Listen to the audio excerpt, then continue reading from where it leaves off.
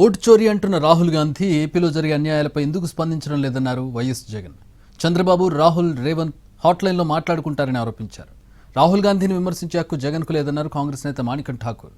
రాహుల్ గాంధీకి మద్దతు ఇవ్వాల్సింది పోయి విమర్శించడం ఆశ్చర్యంగా ఉందన్నారు తెలంగాణ కాంగ్రెస్ ఎంపీ చామల కిరణ్ కుమార్ రెడ్డి. దొంగ ఓట్లకు మూలం వైసీపీనే అని ఆరోపించారు ఏపీ మంత్రి పయ్యావుల కేశవ్. ఎందుకు ఈ రాహుల్ గాంధీ అనే వ్యక్తి ఆంధ్ర గురించి ఎందుకు మాట్లాడడం లేదు చెప్పు. చంద్రబాబు నాయుడుతో హాట్లైన్లో టచ్లో ఉన్నాడు కాబట్టి మాట్లాడడం. ఎందుకు Andhra incharge national spokesperson మనిషివాడు మాణిక్యం ఠాకూరా అడేపొద్దన్న చంద్రబాబు నాయుడు గురించి మాట్లాడినాడా? ఏపొద్దన్న ప్రజాస్వామ్యాన్నిలో ఇంత కూని చేస్తా అంటే ఏమైనా క్వశ్చన్ చేసినాడా? చంద్రబాబు నాయుడు ఇన్ని స్కాములు చేస్తున్నాడు, కంటి ముందర కనపడుతుంది. యా వీధికి పోయినా బెల్ట్ షాప్ కనపడుతుంది, యా పక్కకు తిరిగినా పర్మిట్ రూమ్ కనిపిస్తుంది. ఎంఆర్పి రేట్ల కన్నా ఎక్కువ రేటుకి అమ్ముతున్నారు.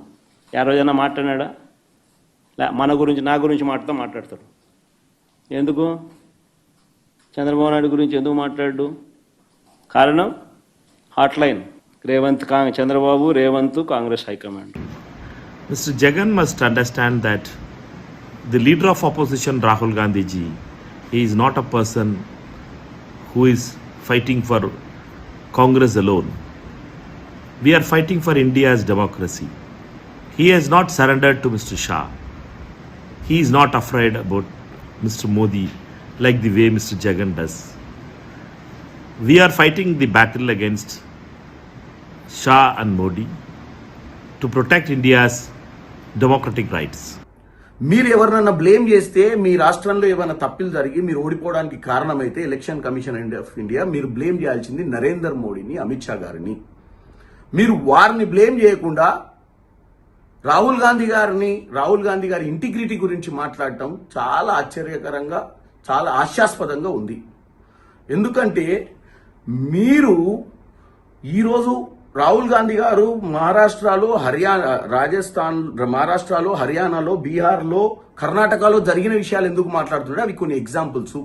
ఎలక్షన్ కమిషన్ ఆఫ్ ఇండియా తీసుకునేటువంటి నిర్ణయాలు చాలా దౌర్భాగ్యమని, ఈ డెమోక్రసీకి అని వారు చెప్తున్నప్పుడు మీరు కూడా రాహుల్ గాంధీ గారికి మద్దతు ఇచ్చి రేపు విజయవాడలో జరుగుతున్నటువంటి ధర్నాలో పాల్గొనాల్సిన అవసరం ఉంది. మీరేమో దొంగ ఓట్ల కార్యక్రమాన్ని నమ్ముకున్నారు. ఎన్నికల సంఘంలో చావు దెబ్బతిన్నారు. గతంలో 2 ఆఫీసర్లను సస్పెండ్ చేసింది.